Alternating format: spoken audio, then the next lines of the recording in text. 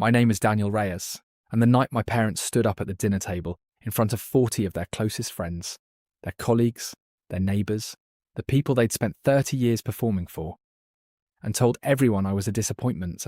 My lawyer was already parking his car outside. They didn't know that. They didn't know a lot of things. They didn't know about the account. They didn't know about the building.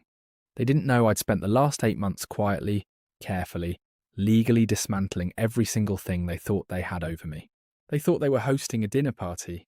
They were actually attending their own reckoning.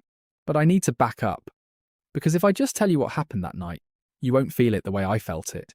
You won't understand why I sat there calmly, cutting my steak, watching my father hold court at the head of his table, watching my mother dab her mouth with a linen napkin and smile her perfect smile, and why I didn't feel rage anymore. I felt ready. My parents, Victor and Irene Reyes, were the kind of people who believed image was everything. Not just important, everything. The house had to look right. The car had to look right. Their children had to look right. My older brother Marcus looked right. I never did.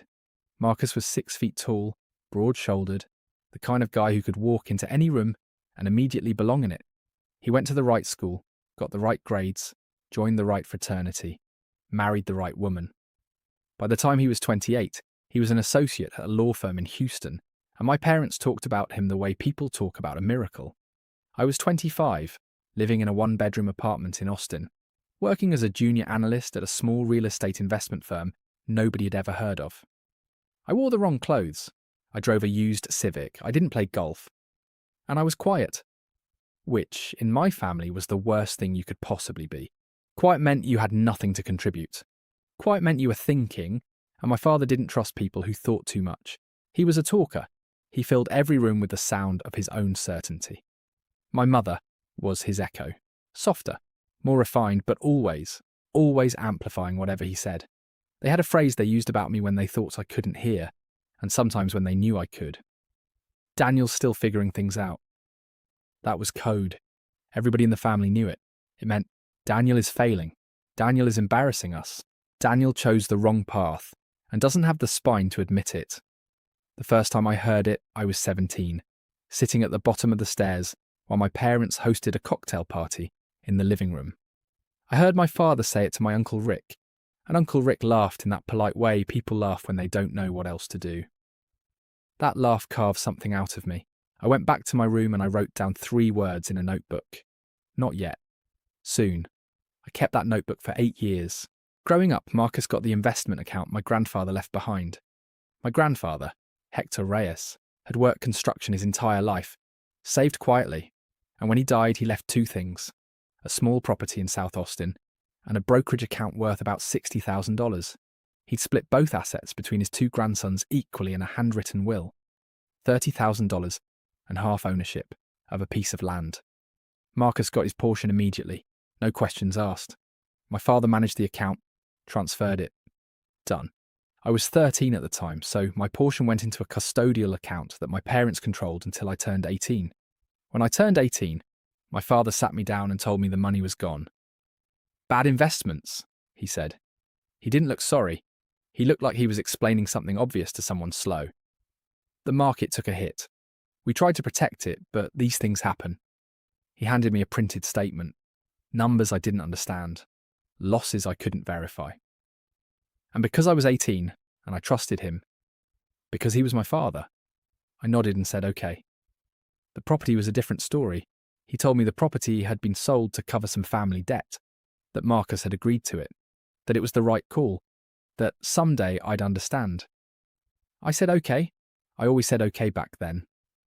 What I didn't know, what I wouldn't find out until I was 24, was that neither of those things was true. The years between 18 and 24 were a slow build of small humiliations. Every holiday, every family dinner, my father had taken my grandfather's money, both pieces of my inheritance. He'd taken them, hidden them, and then looked me in the eye and told me the market was cruel and life was unfair. I sat with that information for 3 days. I didn't call Marcus. I didn't confront my parents. I didn't post anything, say anything, do anything that could be seen or heard. I called a lawyer. His name was Graham Wyatt. He was a referral from Carla, who introduced us over coffee and then left us alone in a way that told me she already knew what I needed him for. Graham was 50, methodical, precise. The kind of attorney who spoke slowly because he meant every word. I laid everything out for him on a yellow legal pad. Every document I'd found. Every date. Every transfer. He was quiet for a long time. "This is actionable," he finally said. "Fraud. Misappropriation of a minor's assets. Civil, and depending on how aggressive you want to be, potentially criminal referral territory." "What are my options?" I asked. "You could sue, recover the funds, force a reconveyance of the property." He tapped his pen on the table. "Or you could wait, build more, and make sure that when this happens, it happens completely." I thought about my father's pause at the dinner table, Daniel still figuring things out. "I want to wait," I said. The next 18 months were the most deliberate of my life. Graham filed the initial civil complaint quietly and held it. We were in no rush to serve anyone. The statute of limitations gave us room, and we used every inch of it. Meanwhile, I went to work. Carla had been talking to me for a year about a specific opportunity, a portfolio of 3 undervalued properties in East Austin that a private seller wanted to move quickly. They needed a buyer who could close fast and had the vision to develop.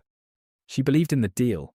She was willing to back it, in partnership with me, if I could put up 20%. I had spent 4 years spending almost nothing, living in that small apartment, driving that Civic, eating lunch at my desk.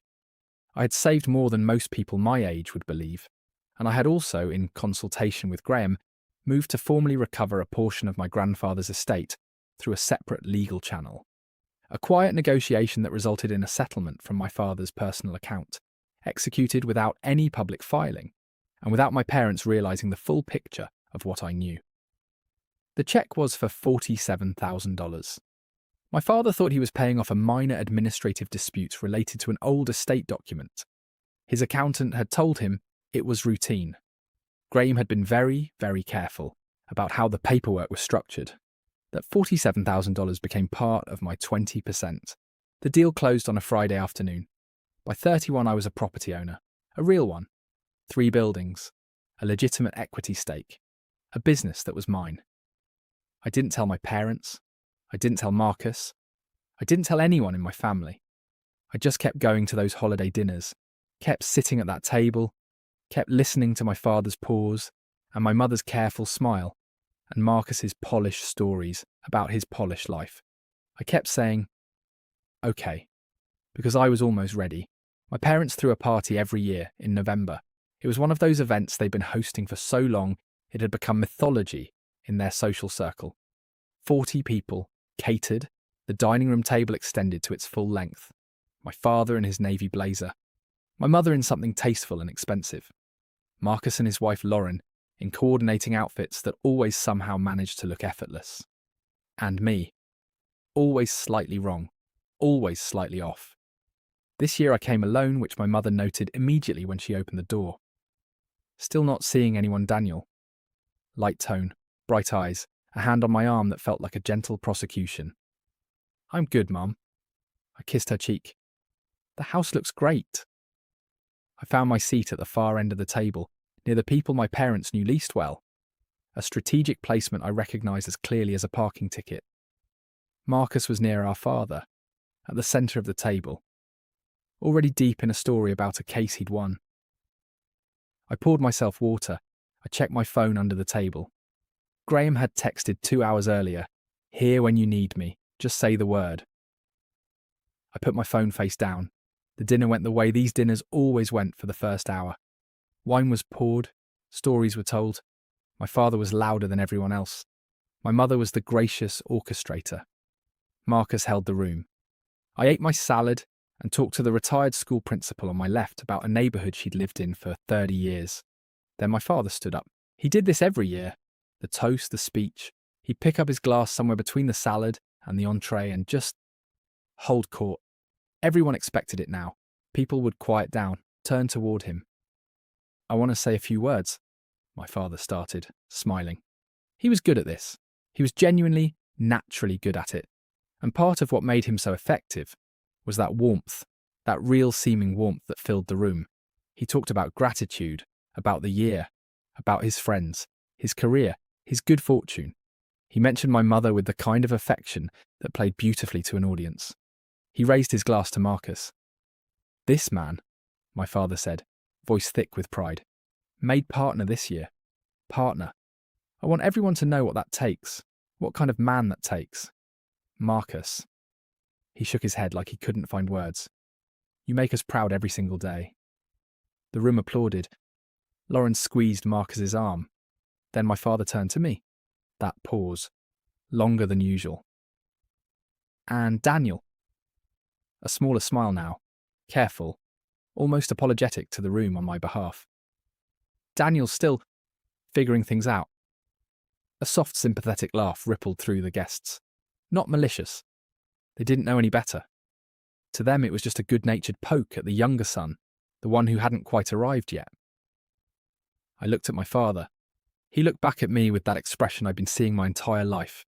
That mixture of dismissal and pity dressed up as love. I picked up my phone. I texted Graham one word. Now.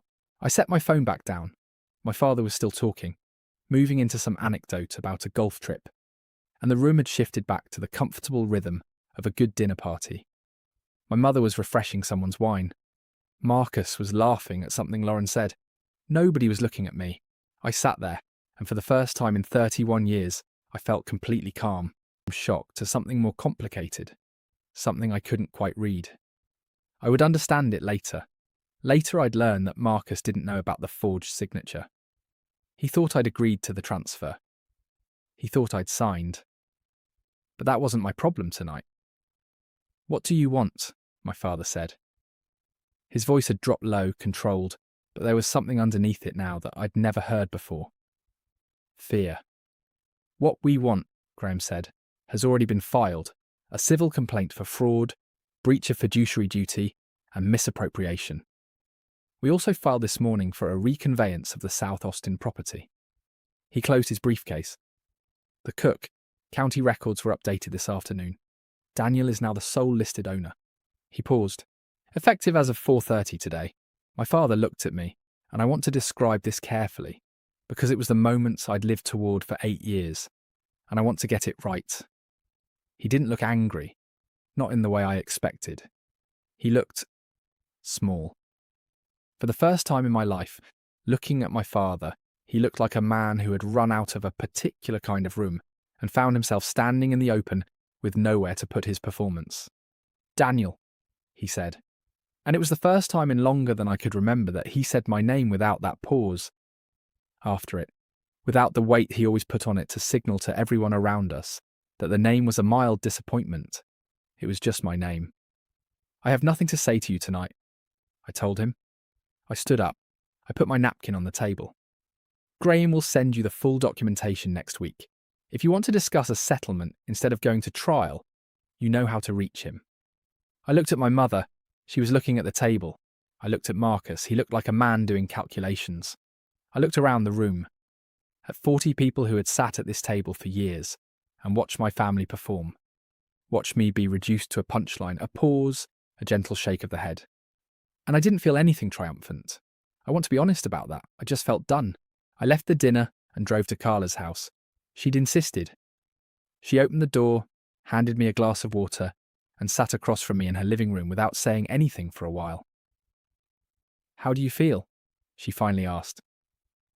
I thought about it honestly. "Tired," I said. "Really tired." She nodded like that made perfect sense. The next few weeks were what Graham called the noise period. My father's lawyer made contact quickly. A different attorney, a defensive posture, an initial offer that Graham described as insulting. My mother called my cell phone 7 times in the first 4 days. I sent every call to voicemail. Marcus texted me. That surprised me. His text said, "I didn't know about the signature. I need you to know that." I believed him. I'd thought about it. Marcus was a lot of things, but he wasn't someone who would knowingly forge his brother's name. He'd been used too, handed a story about a family agreement, never shown the documents, never told to question anything. He was the golden child, and golden children don't interrogate the gifts they're given. I texted back, "I know, we'll talk." We did talk. 3 weeks later, over coffee near his office in Houston. It was one of the stranger conversations of my life. Sitting across from my brother, who I'd spent years measuring myself against, and watching him sit with the truth that our family was not what he'd been performing it to be. He was quiet for a long time. "I'm going to cooperate with your attorney," he finally said. "Whatever you need from me." "I know," I said. "I'm sorry, Daniel." I looked at my coffee. "I know that too." My father settled. It took 4 months, and his attorney fought every step. But Graham was methodical and meticulous, and had documented everything with a precision that left very little room to manoeuvre. The settlement included the full restitution of the original custodial account value with interest went to Moim, which invested over the years it should have been invested, Graham's financial expert calculated at just over $200,000. It included the formal reconveyance of the South Austin property, which by now, with the development the area had seen in the last decade, was worth substantially more than it had been in 2009. My father paid. He didn't go to trial. He didn't take the criminal referral risk. He paid and he signed, and he did not say he was sorry. And I did not ask him to. The property in South Austin I kept. I didn't develop it immediately. I sat on it for 6 months, walked it a few times, thought about what my grandfather's hands had looked like, calloused and wide, a construction worker's hands, and what it had meant for him to save, quietly, carefully, his whole life so that his grandsons would have something. Then I hired an architect. The building that went up on that lot has 6 units. It's in my grandfather's name in the dedication plaque by the front door. Hector Reyes, who built things that lasted. Here's the part nobody tells you about in these stories, and I'm going to tell you because I think you deserve the full version. I did not feel victorious. Not in the way I thought I would. I'd spent 8 years building toward this moment. And when it came, when my father sat across from Graham in a conference room and signed the settlement documents, I sat outside in the hallway on a bench and felt something I hadn't expected. Grief. Not for what I'd lost. The money, the property, the years. That grief I'd already processed, alone, in the early mornings before work when it was just me and the reality of what my family had done.